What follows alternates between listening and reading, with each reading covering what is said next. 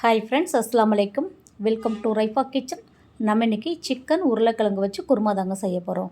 வீடியோக்குள்ளே போகிறதுக்கு முன்னாடி நம்ம சேனலுக்கு இப்போ தான் ஃபஸ்ட் டைம் வந்திருக்கிறீங்கன்னா ப்ளீஸ் நம்ம சேனலை சப்ஸ்கிரைப் பண்ணி சப்போர்ட் பண்ணுங்கள். வாங்க இப்போ சிக்கன் குருமா எப்படி செய்கிறதுன்னு பார்க்கலாம். குழம்பு தாளிக்கிறதுக்கு எல்லாமே நான் ரெடியாக வச்சுருக்கிறேன். இஞ்சி, பூண்டு, ஏலக்காய், கிராம்பு, பட்டையெல்லாம் அரைச்சி பேஸ்ட்டை ரெடி பண்ணி வச்சுருக்கிறேன். சின்ன வெங்காயம் 10 வெங்காயம் அரைச்சி வச்சுருக்கிறேன். தாளிக்கிறதுக்கு வெங்காயம், தக்காளி, பச்சை மிளகாய் எல்லாம் அரைச்சி ரெடியாக வச்சுருக்கிறேன். சிக்கன் கழுவி ரெடியாக இருக்குது. நம்ம இப்போ குழம்பு தாளித்து விட்டுறலாம். குழம்பு வைக்கிற பாத்திரத்தை அடுப்பில் வச்சு சூடானதும் தேவையான அளவுக்கு எண்ணெய் சேர்த்துருங்க.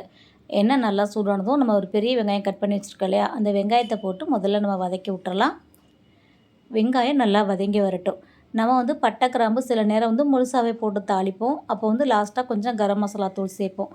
நான் இன்றைக்கி கரம் மசாலா தூள் சேர்க்க போகிறதில்ல, வெறும் வீட்டு குழம்பு தூள் தான் செய்ய போகிறேன். அதனால் ஏலக்காய், கிராம்பு, பட்டை, இஞ்சி, பூண்டுலாம் ஒன்றா பேஸ்ட்டாக அரைச்சி எடுத்துட்டேன். 4 ஏலக்காய், 4 கிராம்பு, ஒரு துண்டு பட்டை, ஒரு 15 பூண்டு பல், ஒரு பெரிய சைஸில் ஒரு இஞ்சி இதை அரைச்சிருக்கிறேன். இது 1/2 கிலோ சிக்கனுக்கு கரெக்டாக இருக்கும். இப்போ இதெல்லாம் போட்டு நல்லா வதக்கி விட்டாச்சு. இது கூட ஒரு 10 சின்ன வெங்காயத்தை நம்ம அரைச்சி வச்சுருக்குறோம். இப்போ சாம்பார், மீன் குழம்புலாம் வச்சோன்னா முழுசாக போடுவோம். இந்த குழம்புக்கு நம்ம அரைச்சி போட்டோம்னா கிரேவி நல்லா கிடைக்கும், டேஸ்ட் இருக்கும்.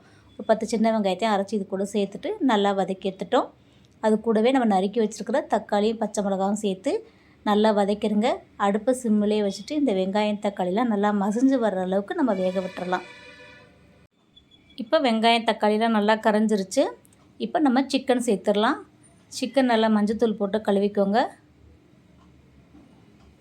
சிக்கன் இது கூட சேர்த்துடலாம். இது கூட உருளைக்கிழங்கு 2 உருளைக்கிழங்கு எடுத்திருக்கேன். உருளைக்கிழங்கு நல்லா தோலை சீவிட்டு உங்களுக்கு எவ்வளோ பெரிய பீஸ் வேணுமோ அந்த மாதிரி கட் பண்ணி வச்சுக்கோங்க. அந்த உருளைக்கிழங்கு இது கூட சேர்த்துருங்க. சேர்த்துட்டு இந்த எண்ணெயிலேயே இந்த உருளைக்கிழங்கும் இந்த சிக்கனும் கொஞ்சம் வதங்கி வர அளவுக்கு நம்ம சிம்மில் வச்சு நல்லா பிரட்டி விட்டுக்கலாம். தண்ணி நம்ம இப்போ சேர்க்க தேவையில்லை. இந்த எண்ணெயிலே கொஞ்சம் நேரம் சிக்கன் வதங்கினா டேஸ்ட் நல்லாயிருக்கும். நல்லா வதக்கி விட்டுறலாம்.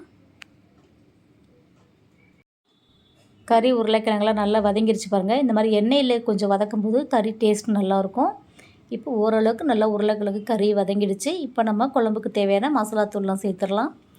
மஞ்சள் தூள் ஒரு 1/2 டீஸ்பூன் சேர்த்துக்கோங்க. தனி மிளகாய் தூள் ஒரு 1/2 டீஸ்பூன், குழம்புத்தூள் 2 ஸ்பூன் சேர்த்துக்கலாம். இது கூட இந்த உருளைக்கிழங்கு, சிக்கன் இதுக்கெல்லாம் தேவையான அளவுக்கு உப்பு சேர்த்துருங்க. நம்ம ஃபஸ்ட்டு உப்பெல்லாம் கம்மியாகவே சேர்த்துக்குவோம். பத்தலைன்னா கூட நம்ம லாஸ்ட்டாக சேர்த்துக்கலாம். இப்போ உப்பு சேர்த்தாச்சு. இப்போ கறி உருளைக்கிழங்குலாம் வேகணும் இல்லையா, அந்த அளவுக்கு நம்ம தண்ணி சேர்த்துக்கலாம். கொஞ்சம் மிக்ஸி ஜார்லாம் எடுத்து அலசிட்டு தண்ணி சேர்த்துக்கோங்க. இப்போ மூடி வச்சிடலாம். நல்லா மிக்ஸ் பண்ணி விட்டுட்டு மூடி வச்சுருங்க. கறியும் உருளைக்கிழங்கும் நல்லா வெந்து வரட்டும். நல்லா உப்பு மசாலாலாம் எல்லா பக்கம் படுற மாதிரி நல்லா கிளறி விட்டுட்டு மூடி போட்டு வச்சுருங்க. ஒரு 10 நிமிஷம் கழித்து நம்ம பார்க்கலாம். இப்போ பாருங்கள், மசாலா நல்லா கொதிச்சிருச்சு. மசாலாவோட பச்சை வாடை போயிடுச்சு. நம்ம கறி உருளைக்கிழங்கா வெந்திருக்கான்னு எடுத்து செக் பண்ணி பார்த்துக்கலாம். கறி நல்லா வெந்துருச்சு. இப்போ நம்ம குழம்புக்கு தேவையான தேங்காய் ஊற்றிடலாம். தேங்காய்க்கு பார்த்திங்கன்னா 2 ஸ்பூன் அளவுக்கு நான் கசகசா ஊற வச்சுருக்கேன். அது கூட தேங்காய் ஒரு 1/2 மூடிக்கு கொஞ்சம் கம்மியாக எடுத்துருக்கிறேன். இது கூட 4 முந்திரி பருப்பு சேர்த்து நல்லா நம்ம பேஸ்ட்டாக அரைச்சி எடுத்துடலாம். அரைச்சிட்டு இந்த கொதிக்கிற குழம்பு கூட நம்ம சேர்த்துடலாம். அவ்வளோதான். இப்போ நல்லா மிக்ஸ் பண்ணிவிட்டு குழம்புக்கு தேவையான உப்பு, காரம் எல்லாம் கரெக்டாக இருக்கான்னு செக் பண்ணிக்கோங்க. ரொம்ப தண்ணியாக வைக்க தேவையில்லை. நம்ம கொஞ்சம் குழம்பாகவே வச்சுக்கிறலாம். ரொம்ப தண்ணியாக இல்லாமல் ரொம்ப திக்காக இல்லாத அளவுக்கு தேங்காய் ஊற்றிட்டு நல்லா மிக்ஸ் பண்ணி இன்னும் ஒரு 5 நிமிஷம் நல்லா சிம்மிலே வச்சு நம்ம கொதிக்க விட்டோம்னா சிக்கன் குருமா ரெடி ஆகிடும். நம்ம கொதிக்க விட்டுறலாம். இப்போ பாருங்கள், தேங்காய் ஊற்றி நல்லா கொதிச்சிடுச்சு. குழம்பு இந்த திக்னஸ் போதும்னா இப்படியே நீங்கள் எடுத்துக்கோங்க. நல்லா உங்களுக்கு திக்காக வேணும்னிங்கன்னா இன்னும் ஒரு 5 நிமிஷம் அடுப்பை சிம்மிலே வச்சு அப்படியே வச்சுட்டிங்கன்னா நல்லா திக்காகிடும். எனக்கு இந்த அளவுக்கு போதும். நல்லா கொதிச்சிடுச்சு. உப்பு, காரம் எல்லாமே கரெக்டாக இருக்குது. இப்போ மல்லித்தலை தூவிட்டு 2 நிமிஷம் சிம்மில் வச்சுட்டு நம்ம ஸ்டவ் ஆஃப் பண்ணிடலாம். அவ்வளோதான், சிக்கன் குருமா ரெடி ஆகிடுச்சு. மல்லி இலை போட்டு மூடி வச்சுருங்க. இந்த சிக்கன் உருளைக்கிழங்கு குருமா பார்த்திங்கன்னா சாப்பிட்றதுக்கு அவ்வளோ டேஸ்ட்டாக இருக்கும். இது ஒயிட் ரைஸ் கூட, கீ ரைஸ் கூட, அப்புறம் சப்பாத்தி, பரோட்டா, இட்லி, ஆப்பம், இடியாப்பம் இது எல்லாத்துக்கூடையும் சாப்பிட்றதுக்கு நல்ல காம்பினேஷனாக இருக்கும்.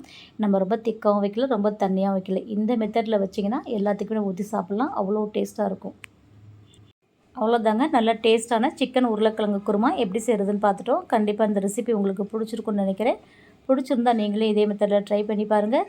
இந்த வீடியோ பிடிச்சிருந்தா லைக் பண்ணுங்கள், நிறைய ஷேர் பண்ணுங்கள். நம்ம சேனலில் இது வரைக்கும் சப்ஸ்கிரைப் பண்ணாமல் பார்த்துட்டு இருந்தீங்கன்னா ப்ளீஸ் சப்ஸ்கிரைப் பண்ணி சப்போர்ட் பண்ணுங்கள். இன்ஷா அல்லாஹ் இன்னொரு வீடியோவில் பார்க்கலாம். பை ஃப்ரெண்ட்ஸ், அஸ்ஸலாமு அலைக்கும்.